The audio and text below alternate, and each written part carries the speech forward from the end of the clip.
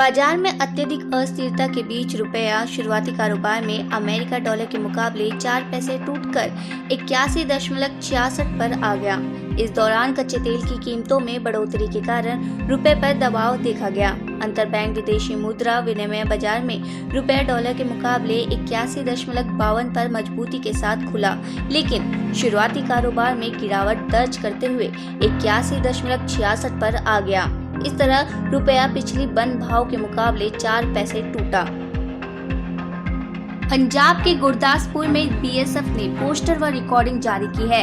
अधिकारियों ने कहा है कि ड्रोन के जरिए तस्करी करने वालों की जानकारी देने वालों को सीमा सुरक्षा बल 1 लाख रुपए का इनाम देगी। बीएसएफ अधिकारियों ने सरहदी गांवों में लगाए गए पोस्टरों पर हेल्पलाइन नंबर भी जारी किया है। अमेरिका में भारतीय मूल छात्र वरुण मनीष की रूममेट ने की हत्या।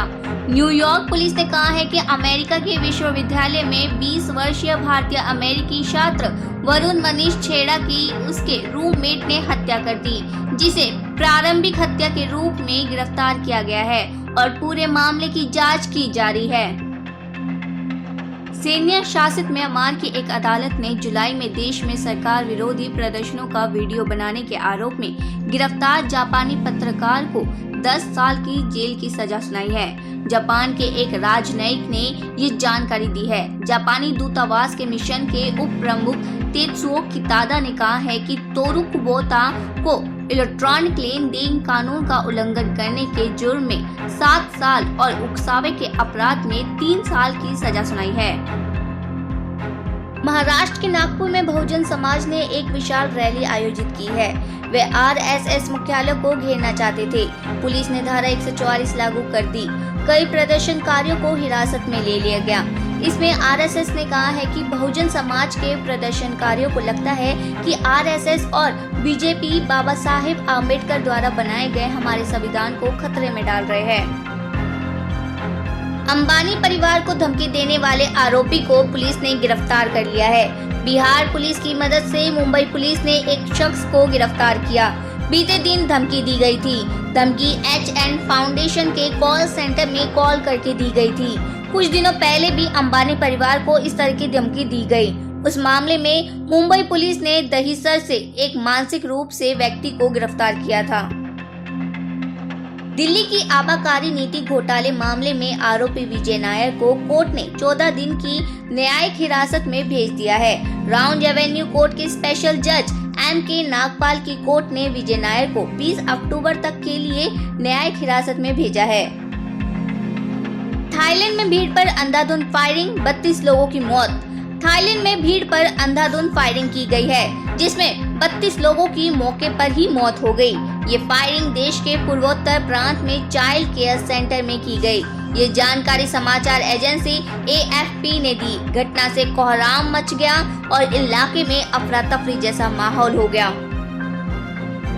दिल्ली के उच्च न्यायालय के न्यायाधीश दिनेश कुमार शर्मा को पॉपुलर फ्रंट ऑफ इंडिया और उसके संबद्ध संगठनों पर प्रतिबंध में संबंधित UAPA न्यायाधिकरण का प्रमुख बनाया गया।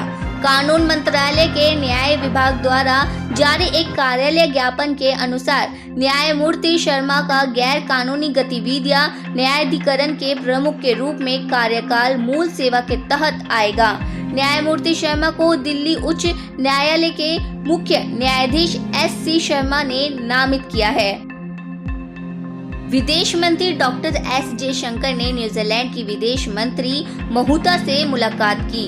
बाद में दोनों ने साझा प्रेस कॉन्फ्रेंस की।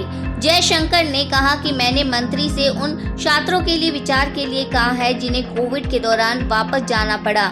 मैंने आग्रह किया है कि स्थिति के साथ सहानुभूतिपूर्वक और निष्पक्षता से व्यवहार किया जाए।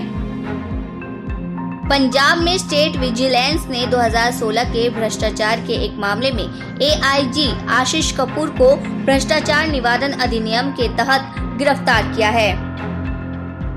कोविड-19 के प्रसार की रोकथाम के मद्देनजर चीन के शिनजियांग प्रांत में कड़े यात्रा प्रतिबंध लगाए गए हैं। इस महीने के अंत में कम्युनिस्ट पार्टी के प्रमुख सम्मेलन को ध्यान में रखते हुए चीन ने वायरस के प्रसार की रोकथाम के लिए सख्त उपाय तेज कर दिए हैं। खबरों के मुताबिक 2.2 करोड़ लोगों वाले इस प्रांत में ट्रेन और बस सेवाओं को निलंबित कर दिया गया है।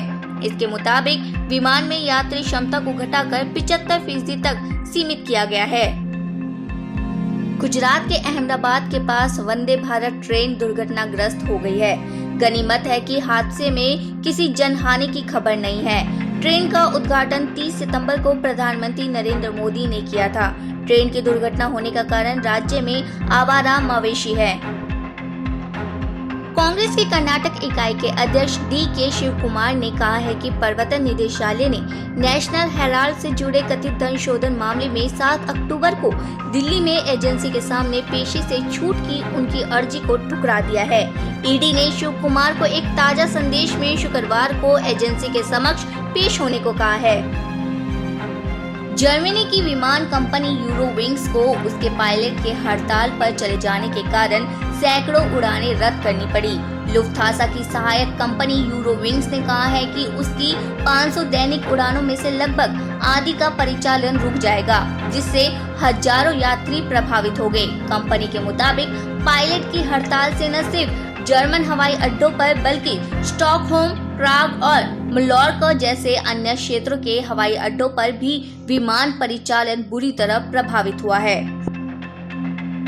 बीजेपी नेता सैयद जफर इस्लाम ने प्रेस कॉन्फ्रेंस कर आम आदमी पार्टी के ऊपर हमला बोला है। उन्होंने कहा है कि केजरीवाल जी के लिए कुछ पंक्तियां मैं कहना चाहता हूँ। अपनी सुविधाओं के लिए हर बार रंग बदल लेता हूँ, वोट के लिए ईमान बदल लेता हूँ। मेरा नाम है केजरीवाल। बिजली बिल को छुपाने के लिए झूठ का चोला पहन लेता हूँ। 2013 में केजरीवाल जी चीख के कहते थे कि बिजली में जो प्राइवेट कंपनियां रिलायंस और टाटा की है वो चोर कंपनियां हैं, हम इन्हें बदलेंगे। केजरीवाल जी, ऐसी कौन सी मजबूरी थी कि आप कहते थे कि चोरी को रोकेंगे और आज आप खुद चोरी कर रहे हैं। आम आदमी पार्टी ने गुजरात विधानसभा चुनाव के लिए 12 उम्मीदवारों की चौथी लिस्ट जारी कर दी है। पार्टी अब तक 41 उम्मीदवारों की घोषणा कर चुकी है। प्रतिबंधित संगठन पीएफआई के गिरफ्तार 19 सदस्यों को एनआईए ने रिमांड अवधि खत्म होने के बाद पटियाला हाउस कोर्ट में पेश किया। कोर्ट ने पीएफआई के 3 सदस्यों की एनआईए कस्टडी 10 अक्टूबर तक बढ़ाई है और अन्य 16 सदस्यों को न्यायिक हिरासत में भेज दिया है। ईपीएफ ग्राहकों को ब्याज का कोई नुकसान नहीं। वित्त मंत्रालय ने कहा है कि ईपीएफ ग्राहकों को ब्याज दर का कोई नुकसान नहीं हुआ है। सॉफ्टवेयर को अपग्रेड करने के कारण पिछले वित्त वर्ष के लिए ब्याज जमा करने में देरी हुई है।